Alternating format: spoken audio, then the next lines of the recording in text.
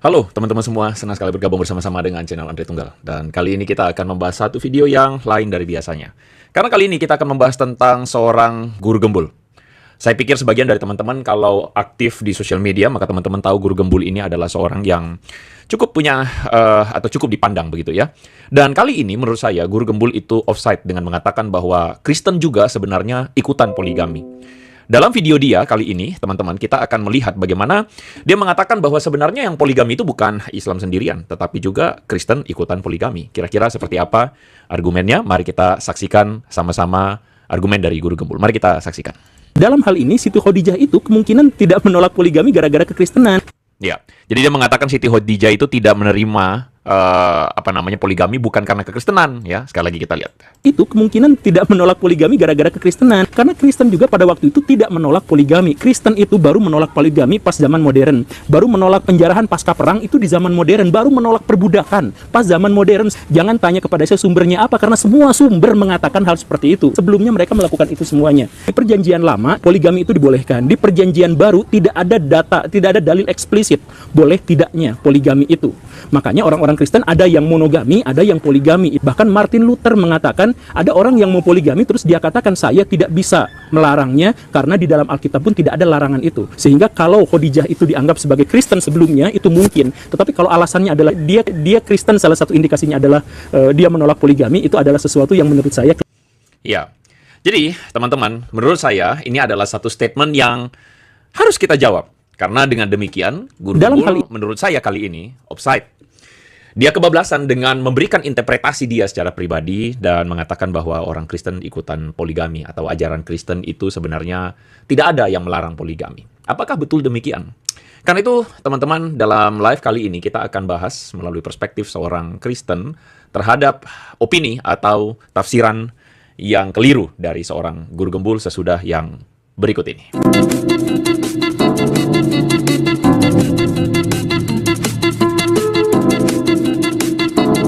Oke, terima kasih teman-teman sudah bersama-sama dengan saya di sini dan kita akan sama-sama melihat table of contents. Dalam pembahasan kali ini, saya akan membahas tentang guru gembul yang harus belajar lagi tentang kekristenan. Ya, kita hargai, tetapi menurut saya dia harus belajar lagi ketika dia mengatakan Kristen itu mendukung poligami. Kemudian kita akan membahas tentang kekristenan apakah baru menolak poligami pada zaman modern, seperti apa yang menjadi klaim dari guru gembul. Lalu kemudian kita akan membahas yang kedua, bahwa apakah semua sumber PL, PB, dan yang lain katanya itu menerima poligami, seperti perkataan guru gembul. Lalu yang ketiga, kita membahas apakah Martin Luther menerima poligami. Ini adalah satu hal yang menurut saya patut untuk kita bicarakan, karena sekali lagi, ini adalah tafsiran yang keliru, tafsiran yang tidak benar.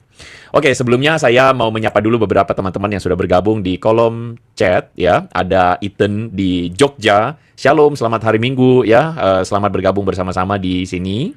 Shalom, dari Tangerang ya, The Missing Ship. Selalu semangat nonton live Pak Andre. Terima kasih. Shalom untuk Ibu Vince, Rumah Tarimpi ya. Shalom Bang Andre, happy Sunday semuanya. Happy Sunday ya. Lalu kemudian dari Sarawak, dari Andreas 175. Shalom ya. Shalom. Lalu kemudian ada dari Barcelona. Shalom ya, shalom. Lalu kemudian dari Medan untuk seniman Otot Suranta ya. Shalom bro ya, shalom. Lalu ada Shalinye, shalom. Untuk Subatomo, shalom ko, selamat hari Minggu ya. Ada Altris Arwani, selamat hari Minggu, salam dari Palu. Shalom dari Wasti Dawan dari Papua, wah luar biasa. Shalom untuk Pak DPR dari Depok, shalom ya, shalom. Shalom untuk Edi Faber, shalom dari shalom dari Kupang untuk eFootball Kupang, shalom dari Riani Gerdina ya, shalom. Dari Amsterdam untuk Alexander Laksmono, Pak Alexander, shalom. Dari Salatiga untuk Timothy, dari Stuttgart, wah Yoga Rahmat, shalom ya, salam kenal untuk Yoga Rahmat, shalom. Dari Balikpapan untuk Bro Randi, dari mana lagi? Dari Ambon ya, shalom. Dari Kabupaten Kediri untuk Desta, shalom. Dari Bekasi, dari BSD, wah banyak sekali ya. Oke, saya kira teman-teman terima kasih sekali lagi sudah bergabung bersama-sama. Saya sekali lagi tidak bisa menyapa satu persatu, tetapi saya bersyukur karena teman-teman sudah gabung bersama-sama di sini.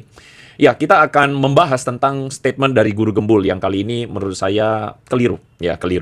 Sebenarnya kalau kita saya memulai disclaimer saya, maka saya akan menyampaikan salam respect untuk Pak Guru Gembul. Ya, kalau saya sebenarnya tidak ikut konten-konten guru gembul terlalu banyak, tapi sejauh yang saya dengar, guru gembul adalah seorang yang mencoba untuk kritis terhadap ajaran agamanya sendiri. Misalnya dia juga pernah mengeluarkan konten kenapa sekolah Kristen lebih baik dari sekolah Islam, ya. Nah, dia di sini menuliskan deskripsi, mungkin ada orang yang sakit hati dengan video ini, tapi tentu untuk membangun. Kita punya banyak masalah di berbagai ini kepanjangannya di sekolah Islam dan sebagainya. Saya kira guru gembul adalah seorang yang mau untuk berpikiran terbuka dan mengkritisi sendiri agamanya atau apa yang jadi ekosistem dari agamanya. Dan dia juga pernah membuat sebuah konten, inilah Ustadz yang membuat saya murtad lagi, begitu ya. Jika kita mengkritik mereka, kita dianggap menghina Islam dan sebagainya. Nah, jadi saya sendiri sebenarnya respect kepada guru gembul yang berani berpikiran terbuka, ya, dan berani juga open-minded terhadap ajaran-ajaran agamanya, dan karena itulah saya respect. Sehingga video saya ini bukan untuk kemudian tidak seperti mualaf-mualaf yang suka mencari-cari permasalahan dengan Kristen atau yang suka menghina-hina kekristenan. Karena menurut saya guru gembul ini tidak bermaksud menghina, ya. Dia tidak bermaksud menghina kekristenan, dia tidak bermaksud untuk merendahkan kekristenan, tapi apa yang dia katakan menurut saya offside. Apa yang dia katakan itu keliru, begitu ya. Dalam video yang berjudul Siti Khadijah beragama Kristen, tanggapan atas video Buya Syakur inilah dia kemudian membuat konten yang tadi kita dengar, ya. Dan sekali lagi saya tidak merasa bahwa dia sedang berusaha menghina kekristenan. Saya tidak merasa demikian. Saya tidak tahu apakah teman-teman yang lain punya pemikiran yang berbeda. Mohon maaf kalau saya kurang informasi. Tapi jika teman-teman punya informasi, boleh kasih tahu, ya. Boleh kasih tahu. Tapi sejauh yang saya tahu dia tidak tahu kekristenan, tapi dia ngomong sembarangan, begitu ya menurut saya. Anyway, terima kasih untuk Riai. May God bless you, ya. Oke, jadi dari sini ketika dia mengatakan, semua sumber mengatakan bahwa pada mulanya Kristen itu mempraktikkan poligami, ini adalah satu sumber yang salah, sumber yang offside, sumber yang keliru, ya, seperti Bang Dadi Koswara mengatakan guru gembul mulai offside, ya, saya sepakat, ya. Dan ya, ada Gabriela mengatakan guru gembul mau menyamakan ajaran Kristen dan Islam yang poligami, tidaklah guru, ya, saya sepakat, ya, jadi tidak demikian, ya. Nah, jadi guru gembul salah ambil sumber. Ya, jadi ya, seperti apa yang dia katakan di sini, saya ingin mengajak teman-teman mendengarkan sekali lagi, bahwa ketika dia mengatakan semua sumber Kristen itu mengatakan Kristen itu menerima poligami. Mari kita saksikan sekali lagi, ya. Dalam hal ini, Siti Khadijah itu kemungkinan tidak menolak poligami gara-gara kekristenan. Karena Kristen juga pada waktu itu tidak menolak poligami. Kristen itu baru menolak poligami pas zaman modern. Baru menolak penjarahan pasca perang itu di zaman modern. Baru menolak perbudakan pas zaman modern. Jangan tanya kepada saya sumbernya apa, karena semua sumber mengatakan hal seperti itu. Sebelumnya mereka melakukan itu semuanya. Di perjanjian lama, poligami itu dibolehkan. Di perjanjian baru, tidak ada data, tidak ada dalil eksplisit boleh tidaknya poligami itu. Makanya orang-orang Kristen ada yang monogami, ada yang poligami. Bahkan Martin Luther mengatakan ada orang yang mau poligami terus dia katakan saya tidak bisa melarangnya karena di dalam Alkitab pun tidak ada larangan itu. Sehingga kalau Khadijah itu dianggap sebagai Kristen sebelumnya itu mungkin. Tetapi kalau alasannya adalah dia Kristen, salah satu indikasinya adalah dia menolak poligami, itu adalah sesuatu yang menurut saya keliru, ya. Ya, itu yang menjadi katanya, ya. Itu yang menjadi perkataan dari guru gembul ini. Sehingga kalau kita melihat argumennya, kita mulai iris sekarang, ya. Kalau kita lihat argumennya, maka pola argumen guru gembul ini sebenarnya dia sedang membantah perkataan Buya Syakur. Saya kira itu konteksnya, ya. Jadi dikatakan bahwa Siti Khadijah menolak poligami karena Siti Khadijah Kristen. Terus guru gembul mengatakan, oh tidak, dia menyanggah, dia tidak setuju, ya. Karena zaman itu Kristen tidak menolak poligami. Nah, menurut saya ini adalah satu hal yang menjadi asumsi dia. Ya, karena dia mengatakan Kristen itu baru menolak poligami pada zaman modern. Dan yang kedua, semua sumber kata guru gembul itu mengatakan bahwa Kristen menerima poligami. Nah, disinilah saya kira kita akan membahasnya, ya. Mulai dari argumen dia dua ini, Kristen menolak poligami pada waktu zaman modern dan semua sumber mengatakan bahwa Kristen menerima poligami. Nah, apakah Kristen baru menolak poligami itu pada zaman modern? Itu pertanyaan kita. Apakah Kristen baru menolak yang namanya poligami itu pada zaman modern? Tentu kita mendefinisikan dulu zaman modern itu apa. Ya, zaman modern itu adalah kira-kira kalau dari tabel di depan teman-teman bisa melihat ada banyak pertentangan, tapi kira-kira kita bisa bilang zaman modern itu dimulai pada zaman Renaissance atau zaman pencerahan, abad pencerahan. Ada yang mengatakan zaman modern itu ketika mulai ditemukan dunia baru, Amerika, ya. Terserah apakah mulai dari abad 15 atau mulai dari abad 18, tapi zaman modern itu boleh kita katakan itu dimulai dari kegerakan atau kebangunan dunia barat, ya. Bisa dikatakan demikian. Jadi zaman abad pencerahan dan sebagainya dan sebagainya. Sehingga ketika dia mengatakan kekristenan itu baru dimulai atau kekristenan itu baru menolak poligami itu pada zaman modern, buat saya ini adalah sesuatu yang patut kita uji data sejarahnya. Apa data sejarahnya? Nah, apakah sebelum era modern Kristen itu menerima poligami? Pada faktanya, sebelum era modern, kekristenan itu setelah atau sudah menolak poligami. Saya lampirkan kepada Anda perkataan seorang bapak gereja bernama Clement dari Alexandria. Dia itu hidup di abad kedua loh ya. Kan tadi zaman modern, kalau kita lihat dari tabel abad 15 atau abad 18. Ini abad kedua, jauh sebelum zaman modern. Clement dari Alexandria mengatakan the bishop atau pimpinan dari gereja itu adalah seorang yang menata atau mengatur rumah tangganya dengan baik. Consists of a marriage with one wife. Di dalamnya ada pernikahan dengan satu orang istri. Clement dari Alexandria dengan jelas mengatakan pernikahan satu istri. Lalu kemudian ada seorang bapak gereja yang lain namanya Tertullian. Tertullian ini hidup di abad kedua sampai abad ketiga. Dan dia dengan jelas mengatakan, we do not indeed forbid the union of man and woman. Kami dengan jelas-jelas tidak menolak atau melarang pernikahan lelaki dan perempuan. Therefore permitted, melainkan diperbolehkan, tetapi yet singly. Pernikahan monogami. For Adam, sebab Adam adalah satu suami dari Hawa. Dan Hawa adalah istrinya yang satu. Satu perempuan, satu rusuk. Jadi jelas Tertullian di abad kedua dan abad ketiga mengatakan bahwa pernikahan itu monogami. Dan itu ajaran kekristenan. Ya. Lalu tokoh yang ketiga, ada seorang dari Basil dari Kaisarea. Dia hidup di abad ketiga, Masehi. Dia mengatakan bahwa those who are engaged, mereka yang terlibat dalam poligami seharusnya diekskomunikasi sampai 5 tahun. Jadi Basil dari Kaisarea dengan keras sekali mengatakan mereka yang hidup dalam poligami itu harus diekskomunikasi, dikeluarkan dari gereja. Dan sampai hingga mereka itu menunjukkan pertobatan yang nyata. Ya. Jadi jelas-jelas kekristenan yang punya yang namanya sebuah tones menolak poligami. Dan itu sejak abad-abad awal atau sejak abad-abad permulaan. Ini sangat berbeda dengan apa yang dikatakan oleh Guru Gembul tadi, ya. Bahwa Guru Gembul mengatakan, oh itu pada abad modern atau pada zaman modern baru Kristen itu menolak poligami. Makanya saya bilang Guru Gembul perlu belajar lagi, ya. Jadi Guru Gembul ini sedikit ngawur dalam hal ini, ya. Jadi Anda keliru, Guru Gembul. Nah, cuman kalau kita merujuk pada perkataan Basil dari Kaisarea, Basil ini mengatakan mereka yang melakukan poligami itu harus diekskomunikasi. Ini memang menunjukkan indikasi bahwa ada dan bisa jadi ada orang Kristen yang melakukan poligami. Tapi jangan ngawur. Hanya karena ada orang Kristen yang kebetulan agamanya Kristen melakukan poligami, itu bukan berarti agama Kristen memperbolehkan poligami. Logikanya dipakai, ya. Saya kasih contoh. Misalnya, ada beberapa orang Muslim korupsi. Seperti kita tahu contohnya ada mantan presiden PKS, ya, seorang yang sangat agamis sekali dengan jenggotnya, ya, dengan jubah agamanya, atau misalnya dulu pimpinannya ACT itu ya, yang aksi cepat tanggap mengumpulkan dana umah, ya. Seandainya ada orang Muslim yang korupsi, beragama Islam korupsi, kan itu bukan berarti Islam tidak menolak korupsi, bukan berarti begitu kan? Jadi, jelas saya pikir saudara-saudara Muslim itu jelas korupsi itu haram, ya. Jelas saudara-saudara Muslim itu mengatakan korupsi itu dilarang, ya.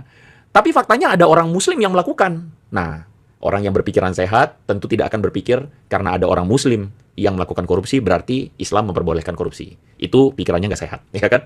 Nah, sama. Jadi ada orang Kristen misalnya pada waktu itu yang melakukan poligami, itu bukan berarti agama Kristen memperbolehkan poligami. Jadi tolong logikanya itu dipakai dengan sehat gitu ya.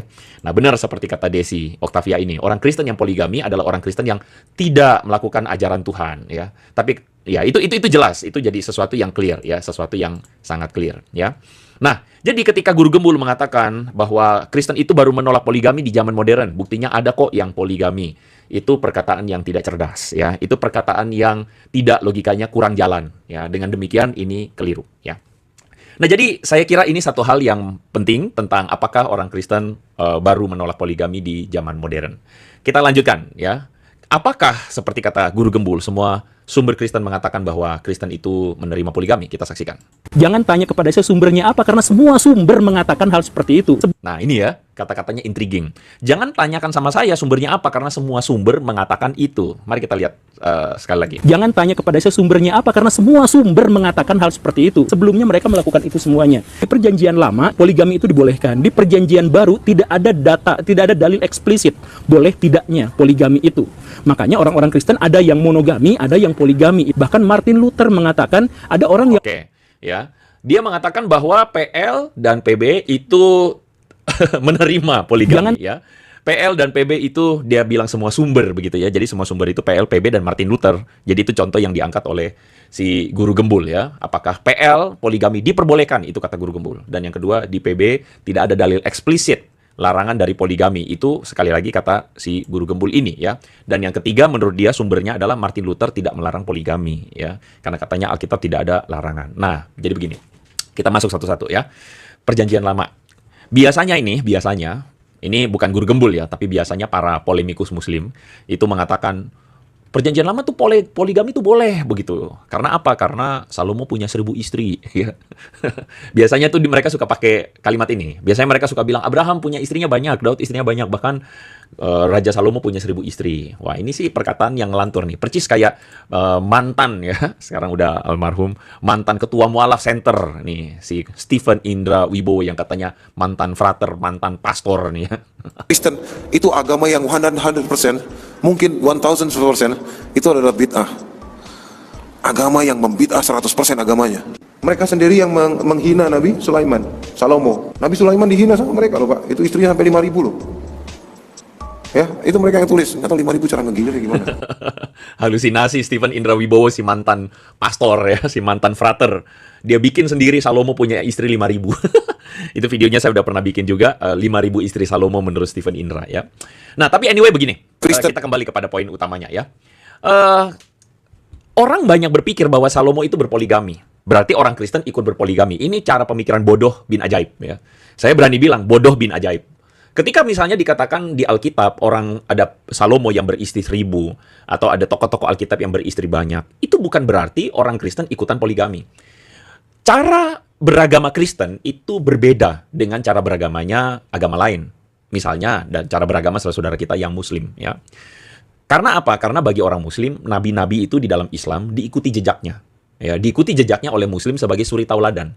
Jadi bagi mereka Nabi itu harus sempurna, Nabi itu tanpa cacat, Nabi itu harus melakukan yang baik dan tidak salah. Makanya mereka berpikir kalau misalnya nabi-nabi melakukan A, maka umatnya boleh melakukan A. Itu cara pikir orang Muslim. Nah orang Kristen cara pikirnya nggak begitu. Tokoh-tokoh dalam PL itu tidak diakui semuanya sebagai nabi, ya. Bahkan Sulaiman itu bukan nabi dalam sebagai orang buat orang Kristen ya. Jadi itu cuma tokoh aja, raja ya.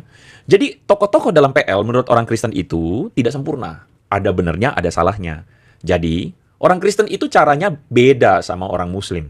Orang Kristen itu mengambil pelajaran atau hikmah dari keberhasilan dan kegagalan tokoh-tokoh di dalam Perjanjian Lama.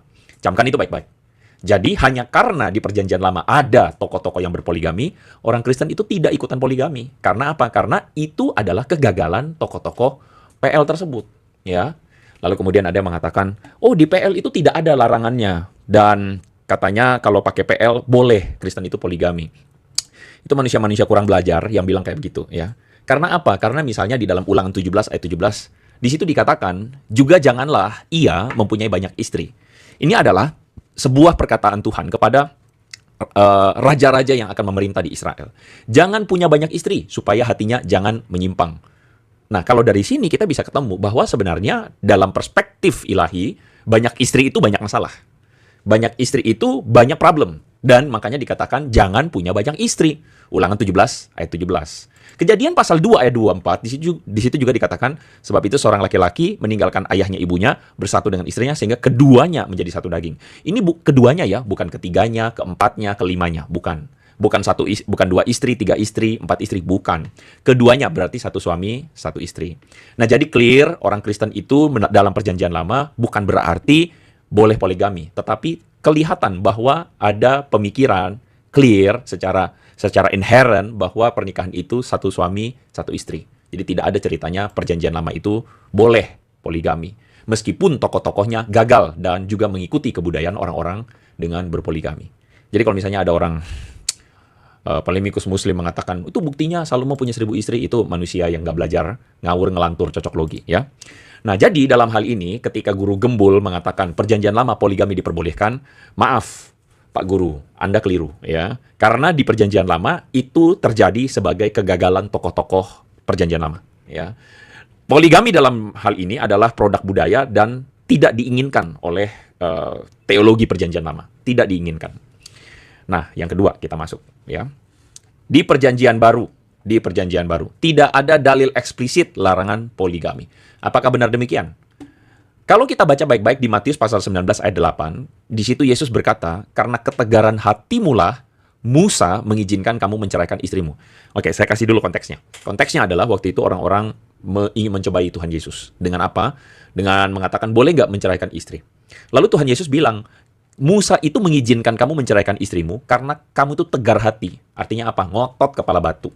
Artinya apa? Kamu itu ngotot mau tetap bercerai karena Tuhan membenci perceraian. Tapi karena kamu ngotot, ya udah, Musa bolehin. Lalu kemudian pada konteks itu Tuhan Yesus sebelumnya juga bilang, laki-laki akan meninggalkan ayahnya dan ibunya bersatu dengan istrinya. Demikian mereka bukan lagi dua, melainkan satu. Sekali lagi Tuhan Yesus mengutip Kejadian pasal 2 ayat 24 tadi. Dan Tuhan Yesus ingin mengatakan sejak awal desainnya Tuhan itu adalah pernikahan monogami. Pernikahan satu laki-laki dan satu perempuan. Nah, itulah yang menjadi dasar. Dan kalaupun terjadi pernikahan di luar monogami atau poligami, makanya Tuhan Yesus, boleh kita bilang, Tuhan Yesus melihat itu karena ketegaran hati manusia. Karena manusia mengikuti hawa nafsunya, manusia mengikuti apa yang menjadi keinginan hatinya, kepala batu, makanya mereka poligami. Nah gitu ya, gitu cara lihatnya. Lalu kemudian ada mengatakan, si Guru Gembul mengatakan, wah perjanjian baru itu tidak ada dalil eksplisit melarang poligami. Guru Gembul nggak belajar kekristenan, ya. Masalahnya adalah Guru Gembul tidak belajar. Loh, di dalam 1 Timotius pasal 3 ayat 12, Paulus mengatakan seorang diaken itu haruslah suami dari satu istri.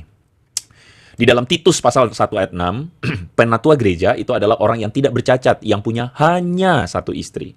Nah, dari dua ayat ini, dengan clear kita bisa mengatakan bahwa firman Tuhan itu menginginkan seorang yang dewasa secara iman, atau seorang yang seorang Kristen yang baik itu adalah seorang Kristen yang punya satu istri saja.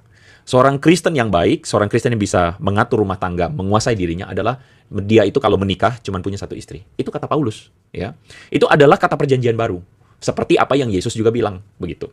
Nah, ada yang mengatakan itu berarti cuma pemimpin gereja, buat orang Kristen umumnya boleh poligami. Keliru, bro, gitu.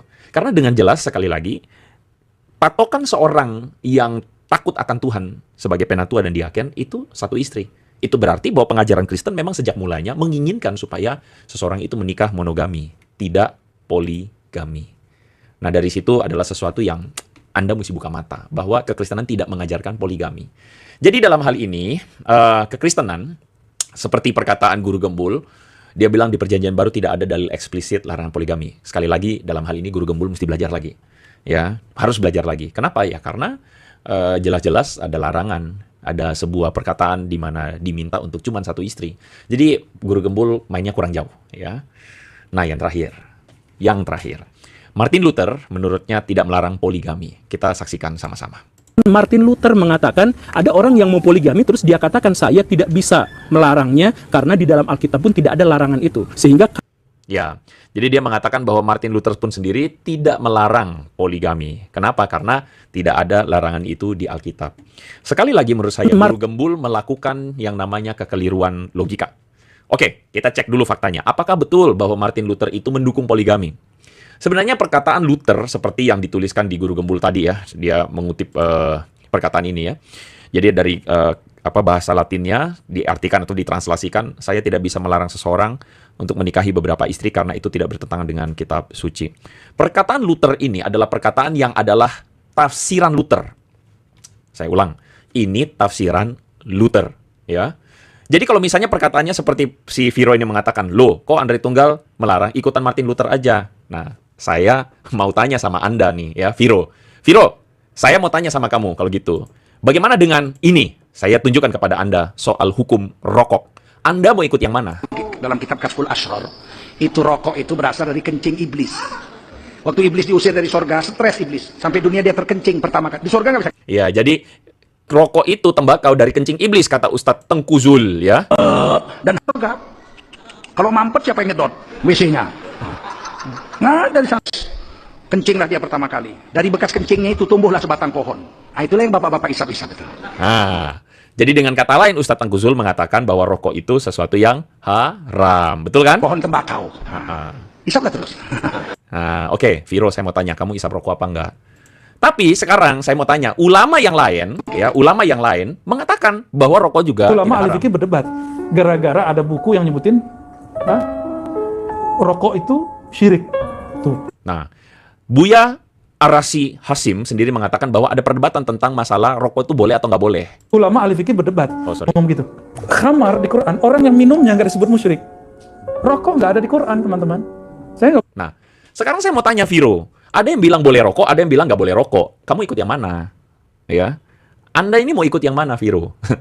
Nah, ini menunjukkan argumen saya sekali lagi bahwa orang Kristen itu tidak, meskipun ada Martin Luther yang terkesan memperbolehkan poligami, itu tidak berarti Kristen semua membeo ikut Luther.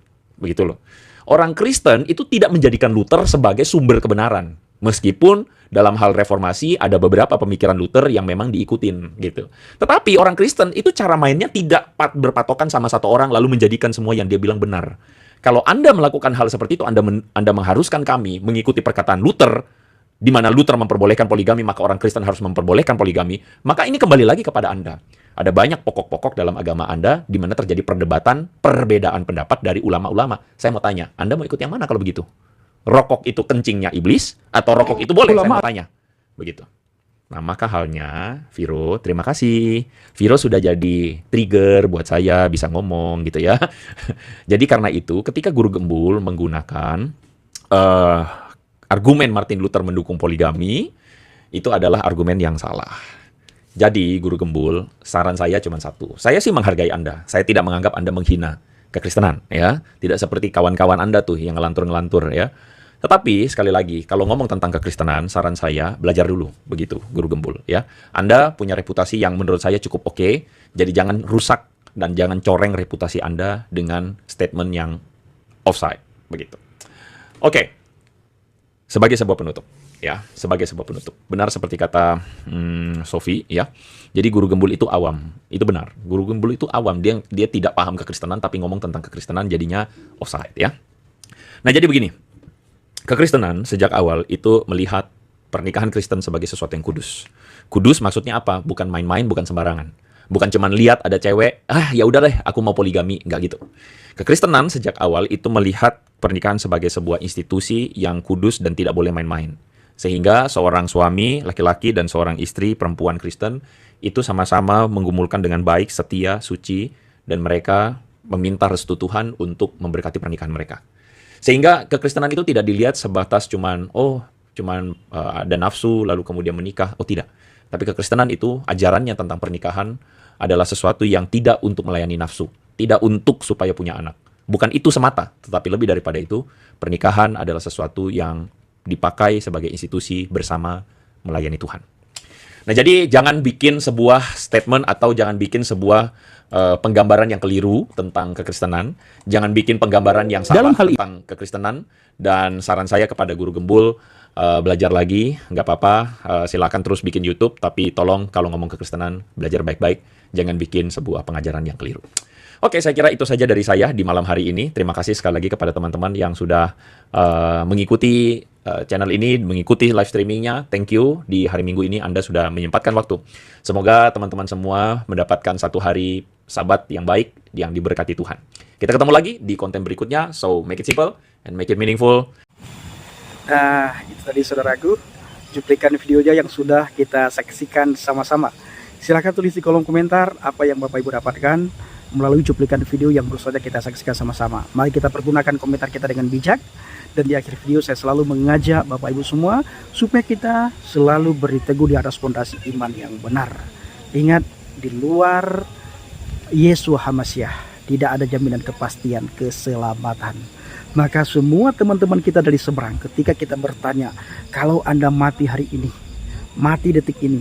Apakah Anda yakin masuk surga? Tidak ada satu manusia pun yang yakin masuk surga. Mereka selalu menjawab mudah-mudahan. Ya, hanya kita yang mendapatkan jaminan kepastian keselamatan Bapak Ibu. Terima kasih. Assalamualaikum bishim habasyah. Salam aki. Aku kabarkan Injil keselamatan. Bapak Yahweh bishim Adonai Yesus habasyah. Urwah Kudus memberkati kita semua. Haleluya. Amin. Salam murtadin. Terima kasih.